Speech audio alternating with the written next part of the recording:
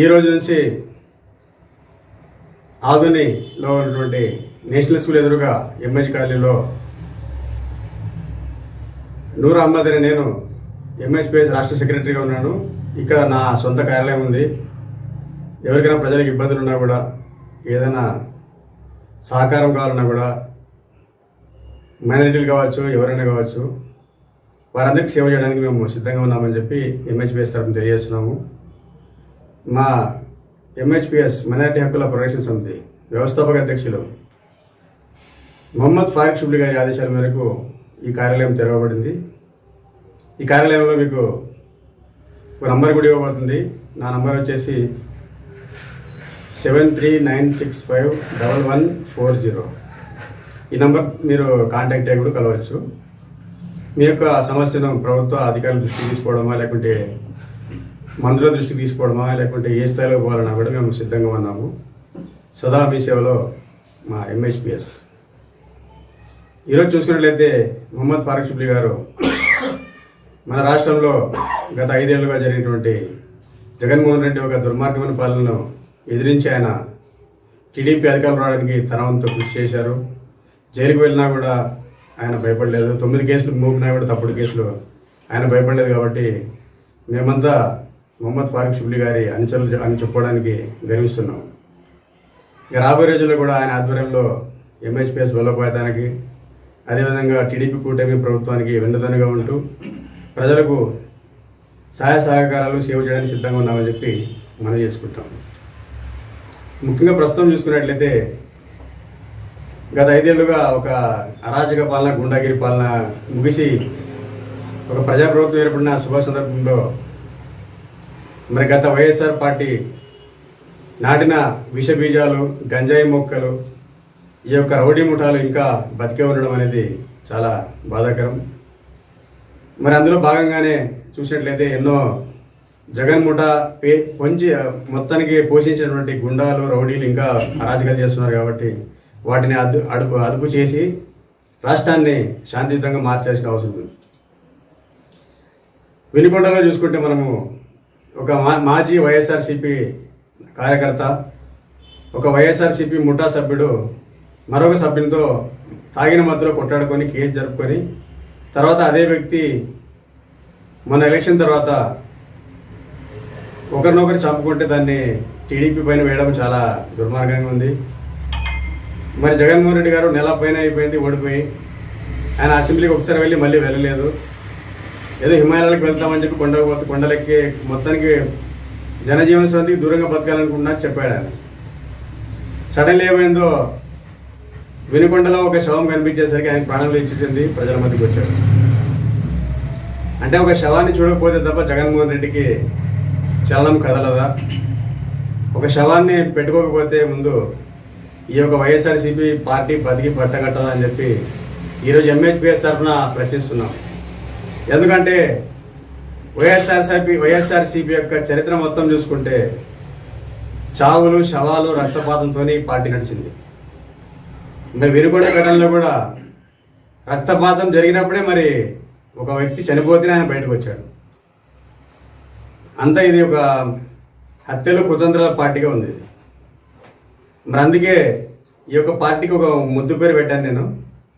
వైఎస్ఆర్సీపీ అంటే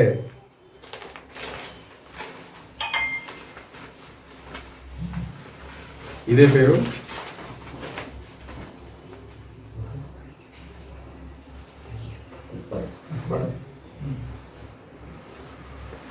వైఎస్ఆర్సీపీ అంటే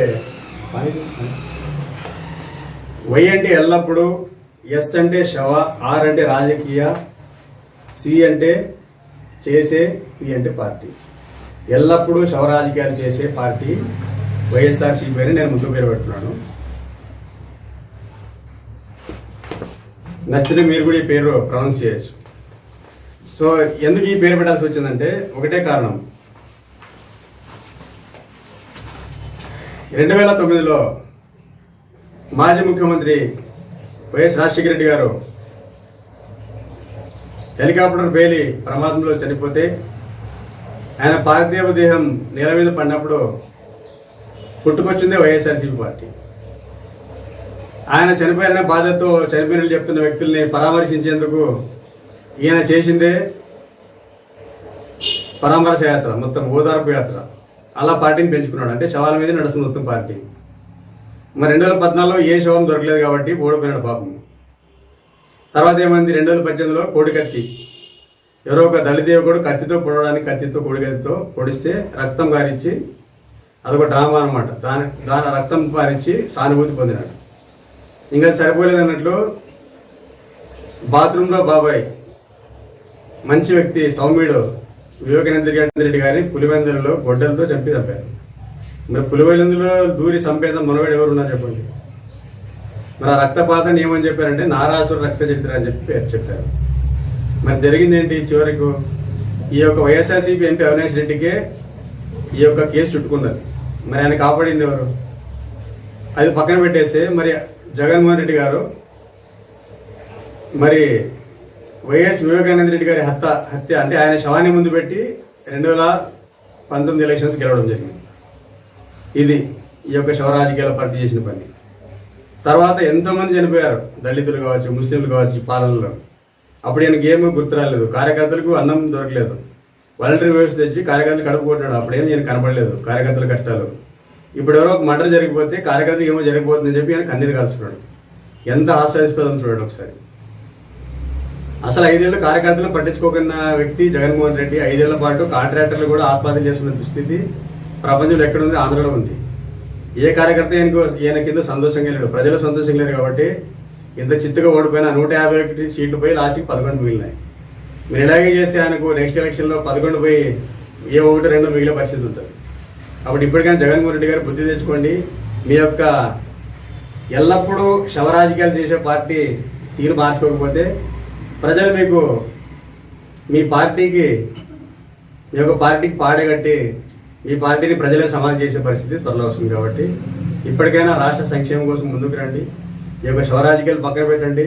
ఢిల్లీలో ధర్నా చేస్తారంట. ఢిల్లీలో ధర్నా ఎందుకు చేస్తారంట అంటే ఒక మర్డర్ జరిగింది కాబట్టి ఢిల్లీలో ధర్నా చేస్తారంట.